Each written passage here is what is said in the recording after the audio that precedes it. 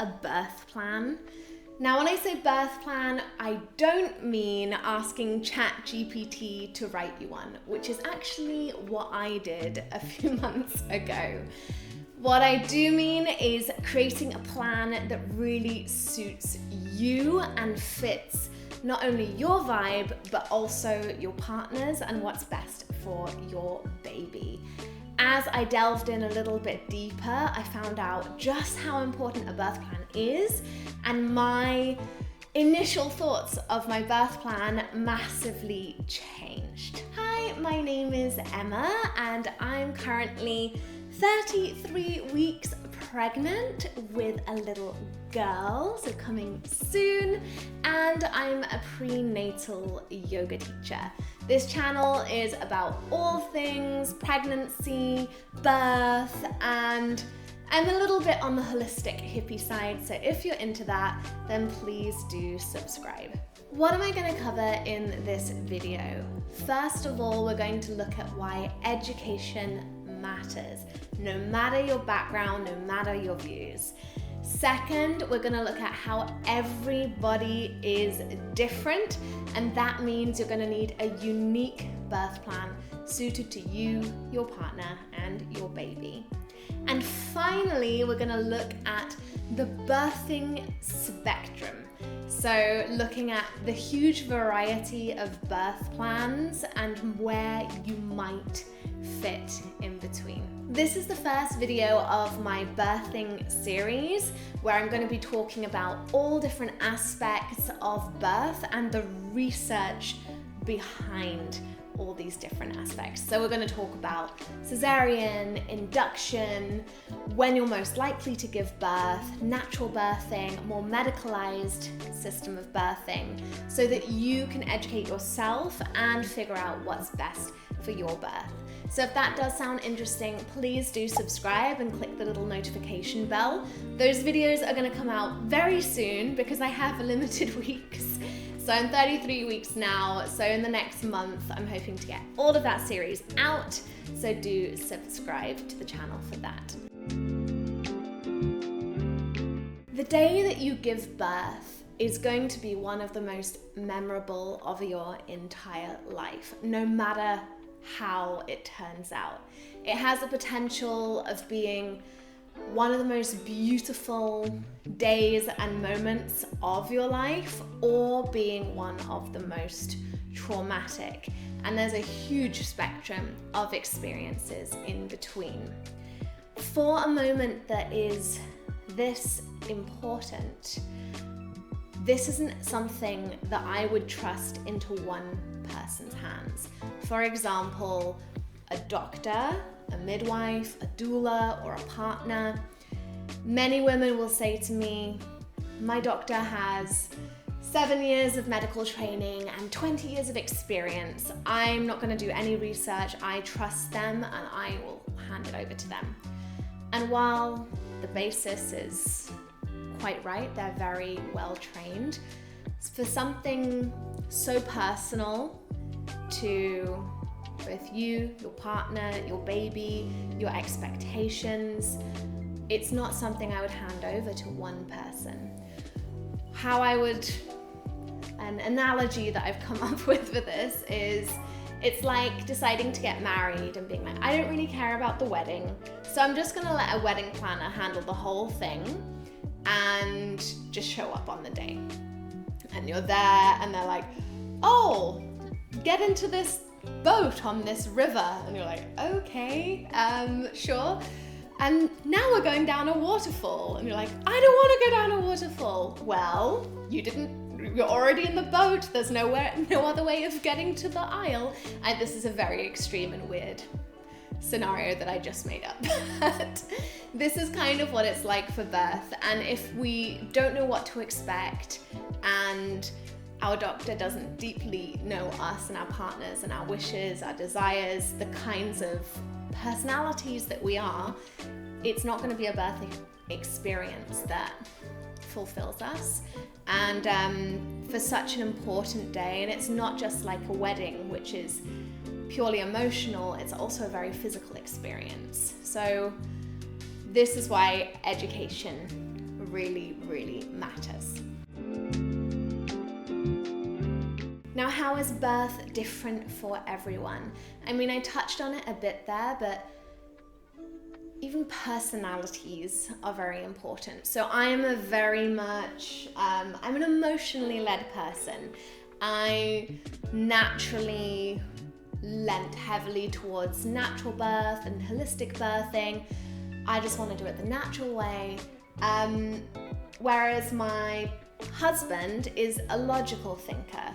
So he's like, whatever the doctor says, give me the research papers, whatever is statistically most likely and best, that's how his brain works. And in having discussions around birth together, that's actually how this whole birthing series was born, because I wanted to then go out and find research to support my emotional desires, and sometimes it was there to support and sometimes it wasn't.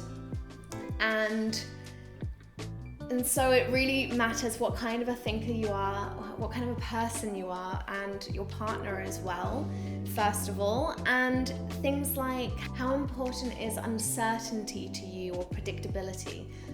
Do you want to know, okay, week 39 or week 40, I have a scheduled cesarean or an induction, I know that's going to happen, or are you happier to go with the flow? How are your beliefs around birth? Are you scared about birth, and is that affecting you from researching further? Does that make you want to limit how much you read? Or are you interested and curious about birth and want to do a lot of self-education? All of these things will definitely play a part. If you are on the side of not wanting to do any research or write a birth plan because that seems scary to you, you'd rather not know anything, then I would really recommend either reading the book Ina May's Guide to Childbirth or watching my book review on YouTube of that book, because that really helped me to have a completely different view on birth as something exciting that I'm actually looking forward to now, instead of being scared of and having fear wrapped in. So it might be that you're not writing a birth plan because you're scared to, and in doing some research and getting into it, it actually turns out that it's something that you look forward to. So let's talk about the spectrum of birthing experiences. So I see it as a spectrum going from highly medicalized to highly holistic. And if we look at the highly medicalized extreme, it might be someone, and neither of these are wrong or right, which we'll talk about, but highly medicalized would be, I want a predictable birth, I want a scheduled cesarean or induction at 39 weeks, I don't want to experience any pain, so I'll accept any drugs, epidurals that the doctor gives me. I'm not going to do any research because I want my doctor to handle everything, and I'll do everything that they say. And I don't have much time to devote to educating myself or relaxation techniques like hypnobirthing, etc. I'm just gonna show up on the day. This is a highly medicalized sort of take on birth, which is absolutely not wrong or right. It's just one way of doing things. On the other end of the spectrum, you have the highly holistic, which might be someone saying, I believe birth is natural and beautiful, and I want it to be one of the most magical days of my life. I don't want any medical interventions. I want to give birth at home. I don't want any doctors there. I will wait until my baby is ready to come out, even if that means going past my due date. And I trust and believe that everything is going to be okay, and invest time into relaxation techniques like hypnobirthing to really make sure that it's a magical day. this is the other end of the spectrum. Now, most people aren't going to be on either end, but somewhere in between. But in describing that to you, you might already feel very much one way or the other.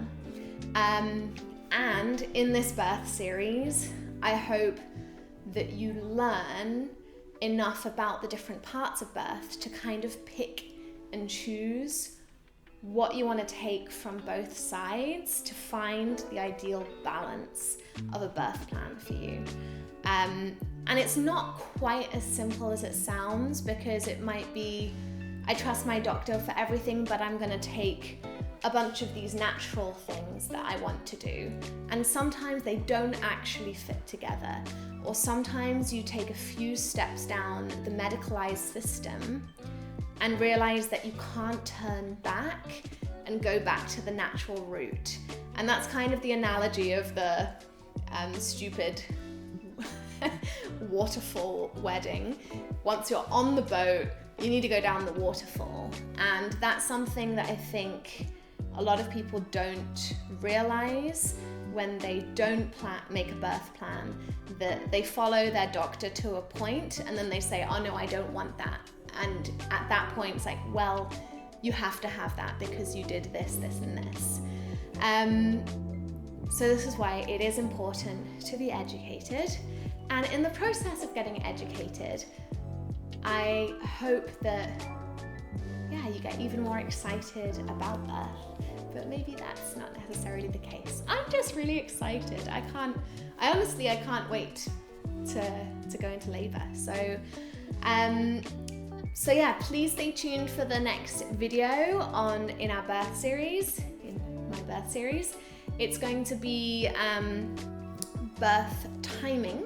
So when is your baby most likely to come? What's statistically the most likely day that you're going to come into labor naturally? And how is a birth different dependent on if you were to come into labor 39 weeks compared to 42 or 43? How does it change? So please stay tuned for the birth series. I hope you enjoy it, and I'm excited to put it out into the world. I don't know why I'm blushing. I don't know, hormones? If you're now all excited and interested in birth stuff, I do, as I mentioned, have the video on Ina May's Guide to Childbirth, which I highly recommend taking a look at. Or also do check out my prenatal yoga classes for all different stages of pregnancy. I hope your pregnancy is progressing smoothly, and I'm excited to talk more about birth with you, and have a lovely, lovely day. Bye!